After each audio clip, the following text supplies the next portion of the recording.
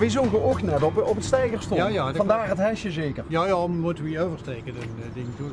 Ja goed, maar dat was vergeten dus. Ja, en wat ook grappig was, we komen daar aangereden. We dachten van waarom staat er een fiets? Is dat een ding, hè? Ja, de aandacht te vragen natuurlijk. Ja, ja. En vertel even, Ruud, wie is die broer? Tuut. Tuut Ja. en Ruud. Tuut en Ruud, ja. Ja. Twee broers. Ja. Net uit elkaar te houden. Oh! Dat is wel grappig, want ik wist ik best. Ik ben kunstenaar Ruud van der Belen, Heeuwdaagse. Maar dat is wel grappig, want dan kwam ze aan en ik zag inderdaad dat stichting stond, achter het hekketje. De meneer, wie is zogenaamd? Dion. Dion. Dion. Dion stond op het steiger. Wat wordt je eigenlijk aan het doen? Nou, die platen zijn een beetje losgeraakt en we moeten een beetje repareren. Ja. Dus Het is nu 14 jaar dat het stiert en is boven, is altijd op de moeilijkste plekken. Dan is het een beetje losgegaan en dan moeten we dat even repareren. dat koper zit meer uit als ijzer en dan gaat het een beetje wringen en dat is nu een beetje losgegaan. Het valt er niet zomaar vanaf, maar dat is ook weer goed te repareren. Stiet dat al 14 jaar? 14 jaar. Ja. Goh. Ja, dat is een nog langer mooier, hè? Vind ik zelf. Ja, anderen zullen er misschien anders over denken, maar ik vind het al mooier wel. Dus. Maar zal ik eens even uitleggen wat het betekent? Doe je dat eens goed? Want ik denk dat heel weinig mensen weten. Er zijn twee vormen. Dat is de waterslag in de Maas, die golven. Dus dat is een golfbeweging. En er zijn twee objecten en eigenlijk is het in het object zelf zit ook een object. Maar daar zit geen materiaal, snap je? Dus als ze op een bepaalde punt stiet, dan zuigt ze eigenlijk in die leegte zuigt ze dezelfde vorm. Aha. Ja? Ja. Zien we zoiets? Ja. Nou, zo gauw als het met die wagen rondreist, dan verandert die binnenvorm. Die verandert. En zo gauw als het stil blijft staan, Op de rotonde. nee, maar in die maar als ze stil blijft staan, dan verandert die binnenvorm ook niet. Snap je? Dan de moest in beweging blijven, wil ze die leven een beetje Panterij. op de rit krijgen. Ja. Of hoe ze het, maar het gaat erom dat ze, want ik ben eigenlijk tegen rotonde kunst. Er wordt zoveel dingen opgezet en dat vind ik af en toe een beetje. Toen ze mij daar vroegen, denk ik, ja, dan moet ik wel met een goede. Uit in comfortzone. Ja. Dus als ze rondreist, dan verandert de binnenvorm. En dat is eigenlijk wat ik. En daarboven zussen, een van die dingen is afgetupt. Oh ja, Ja, kijk. zin ik nou pas. Ja. Waarom is ze dat dan afgetupt? Kijk, normaal gewoon leven is allemaal zo. Hè. Ja, En daar zien ook levens die je niet een keer stoppen. stoppen. Dus, Oh, wat cool. dus dat zijn eigenlijk die elementen die erin zitten. Vindt ze dat nou niet jammer dat heel veel mensen die door dan langs rijden en zich misschien ooit eens hebben afgevraagd wat zal het betekenen, dat die er nooit achter komen eigenlijk? Ik zal het zeggen, er zien soms mensen, die komen dan bij mij en die zien ontroerd en die weten niet waarom. En dan vertel ik wat het betekent.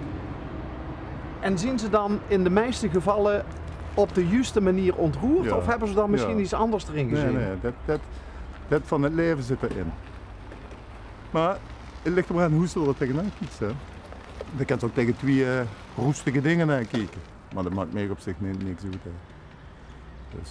Wie best op die gedachte gekomen? Ja, de best kunstenaar, dus soms moest ze ook niet alles willen verkloren.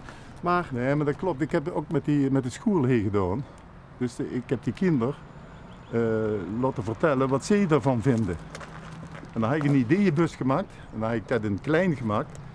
En dan heb ik die ideeënbus 3 meter hoog gehangen.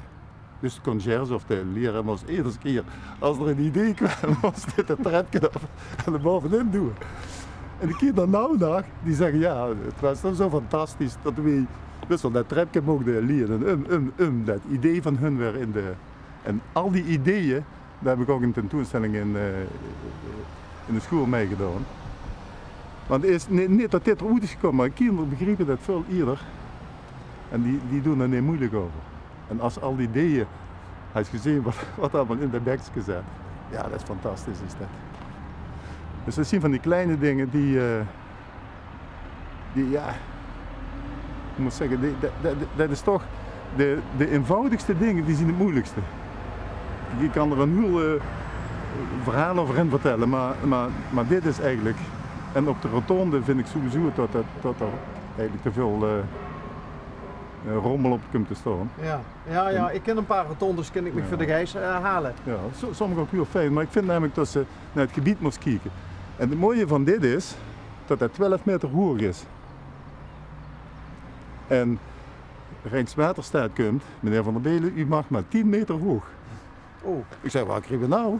Dat is wel het gemakkelijke, dat maar 2 meter de grond in. Dat zei je die? Ja. Ik zeg, bedankt voor die ideeën. Maar ik heb, ik geloof 7 man met hun gecorrespondeerd, heen geweest en zo. Overal in de buurt geweest of ze zich daar moeilijk over deden dat het 12 meter is in plaats van 10. Nou, nemen zij de moeite mee. Maar het blijkt gewoon in het register of in het, weet ik veel, qua ambtenaar, het ziet 10 meter en meer niet. Ja. Dus dan blijkt ook wel die lantaarns zien 10 meter. En dan krijg je zoiets van, dat mensen die hier aankomen dan schrikken als er iets stiert. Oké. Maar ik zeg, maar kijk eens een boel in. Hoeveel buren staan hier die horen zien? Dat wil wel eens een schrik. Snapten ze dat? Ja, Dat argument. Okay. Ja. Maar het zwaarste argument was dat ik hier woon. En dat ik dan... 5 euro bitte! Dus gaan ze dan weer ter deur, hè? Een paar moments of fame. Maar, vertel verder. Waar was ik? Dat het niet goed mocht. Dat heb ik... het argument was dat ik hier woon.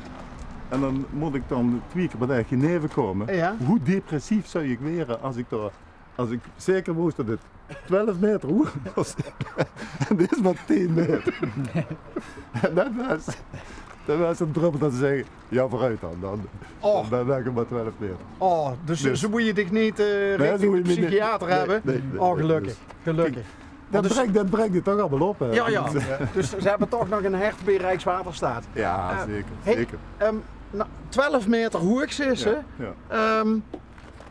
Waar maakt zich dat dan? Ja, ik maak dit in mijn werkplaats. Dus kijk. Ja, zonder een gelukkig BM gaat het niet. Nee, dat vroeg ik me al af. Hey, maar en waar kent je elkaar van? Ja, ik woon in Zevenum, dus de oud Zevenum, dus ik ken Tuut ook heel goed. Dit is wel een mooi verhaal, Din. Ja, de eerste keer dat we met elkaar gewerkt hebben was met de maiskolf. Maiskolf, ja. Waar je maiskolf hebben gemaakt. En toen moest je weer in een moerdoon, dat was ook 12 of 10 meter. Ja. Toen moest je weer in een moerdoon zetten. En toen knakte die midden door. En toch heel er vertrouwen in mij. Die zei, nou die maken we gewoon. En dat heb ik nog nooit meegemaakt, dat iemand gewoon zei van nou dan gaan we dat gewoon maken. Ja. En dan zien we op de Broek, toen in zijn werkplaats hebben we dat nog gemaakt. En dat ziet er nog steeds op de bedelaarsplaat voor het kunstwerk. Zit in een maïsboom, noem ik dat maar. Langs de Middenpielweg, zei ik net tegen de collega's, stiert ook nog een landmark. Vertel eens welke. De Camille van de Piel. De Camille van de Piel, ja. Camille van de Piel, ja. Daar ben ik nou met het Limburg Museum bezig. Ik heb daar een bielke gevonden. En dat is in 64 is dat gevonden. En toen hebben ze gezegd, je mag niet meer ontgonnen worden.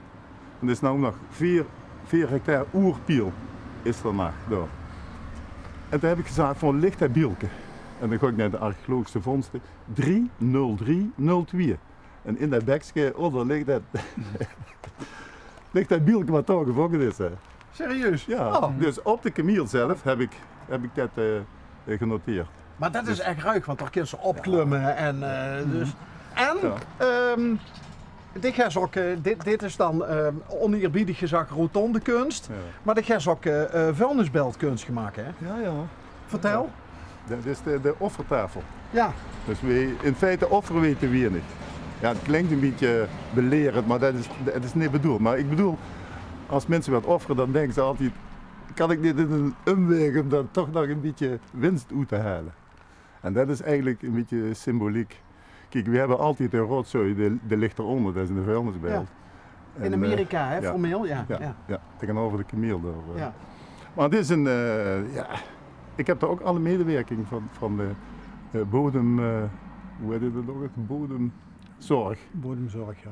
Die hebben een x-aantal vuilnisbelten, ja. Ik kan me de officiële presentatie nog herinneren met de Hermenie of wat was de fanfare? Ja, fantastisch. Ja, dat waren... En tegen de rode nachten. Ja, dat was echt schitterende plezier. Ja, dat is echt fantastisch. Tot slot, dus eigenlijk adviseer Stig, want we hebben een geluidsman bij ons die de neiging heeft om op rotondes wel eens een extra rondje te rijden. Dus eigenlijk is dit gewoon ook, wordt dit geadviseerd. Ja. Rij een paar rondjes. Rij een rondje voorzichtig natuurlijk. Ja. En ja, ik zou zeggen, wat of we kunnen doen dan. Hè. Dus, Huur ze dat? Ja, dat is wel zo.